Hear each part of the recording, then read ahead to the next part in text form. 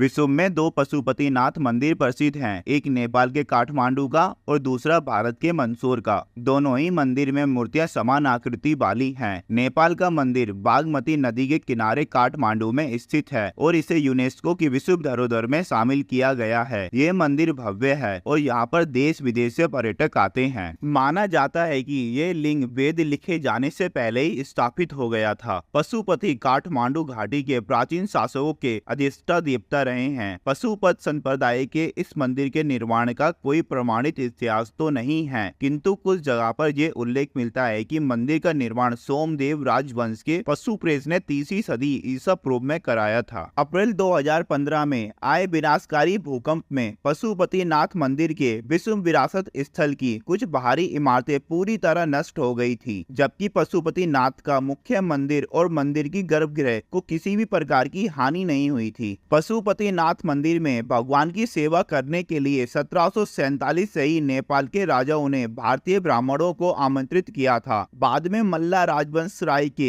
एक राजा ने दक्षिण भारतीय ब्राह्मण को मंदिर का प्रधान पुरोहित नियुक्त कर दिया। दक्षिण भारतीय भट्ट ब्राह्मण ही इस मंदिर के प्रधान पुजारी नियुक्त होते रहे थे। वर्तमान में प्रचंड सरकार के काल में भारतीय ब्राह्मणों का एकाधिकार खत्म कर नेपाली लोगों को पूजा का प्रभाव सौंप दिया गया था। ये मंदिर प्रत्येक दिन प्रातः 4 बजे से रात्रि 9 बजे तक खुला रहता है। केवल दोपहर के समय और साय 5 बजे मंदिर के पट बंद कर दिए जाते हैं। मंदिर में जाने का सबसे उत्तम समय सुबह सुबह जल्दी और देर शाम का होता है। पूरे मंदिर परिसर का भ्रमण करने के लिए 90 से 120 मिनट का समय लगता है। कहते हैं कि ये पांचों मुंह अलग अलग दिशा और गुणों का परिचय देते हैं। पूर्व दिशा की ओर वाले मुख को तत्पुरुष और पश्चिम की ओर वाले मुख को सदजोत कहते हैं। उत्तर दिशा की ओर वाले मुख को वाम वेद या अर्धनारीश्वर कहते हैं और दक्षिण दिशा वाले मुख को अघोरा कहते हैं। जो मुख ऊपर की ओर है उसे ईशान मुख कहा जाता है। इस मंदिर में भगवान शिव की मूर्ति तक पहुंचने के 4 दरवाजे बने हुए हैं। वे चारों दरवाजे चांदी के हैं। पश्चिमी द्वार की ठीक सामने शिवजी के बेल नंदी की विशाल प्रतिमा है, जिसका निर्माण पीतल से किया गया है। पशुपतिनाथ मंदिर को शिव के 12 ज्योतिर्लिंगों में से एक केदारनाथ मंदिर का आधा भाग माना जाता है। ये हिंदू और बौद्ध वास्तुकला का एक अच्छा मिश्रण है। मुख्य पगोड़ा शैली का मंदिर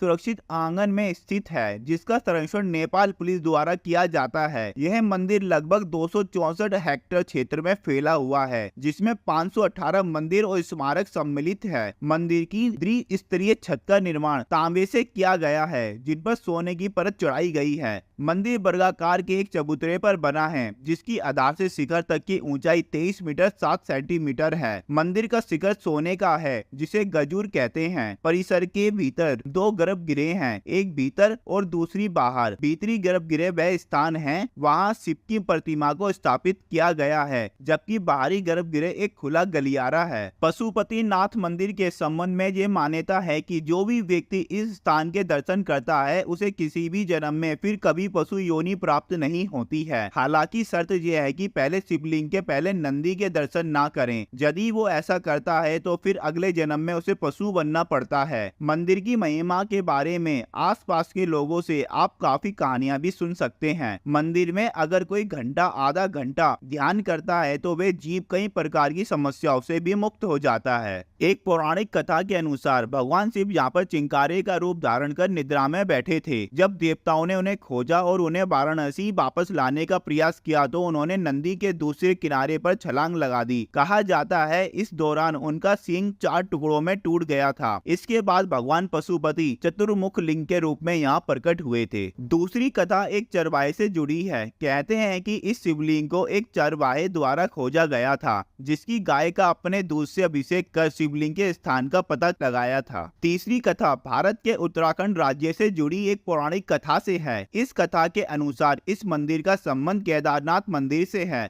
कहा जाता है जब पांडवों को स्वर्ग प्रयाण के समय शिवजी ने भैंसे के शुभ रूप में दर्शन दिए थे, जो बाद में धरती में समा गए, लेकिन पुनर्थ सामने से पूर्व भीम ने उनकी पूंछ पकड़ ली थी। जिस स्थान पर भीम ने इस कार्य को किया था उसे वर्तमान में केदारनाथ धाम के नाम से जाना जाता है। एवं जिस स्थान पर उनका मुख धरती से बाहर आया उसे पशुपतिनाथ कहा जाता है। पुराणों में पंच केदार की कथा नाम से इस कथा का विस्तार से उल्लेख मिलता है।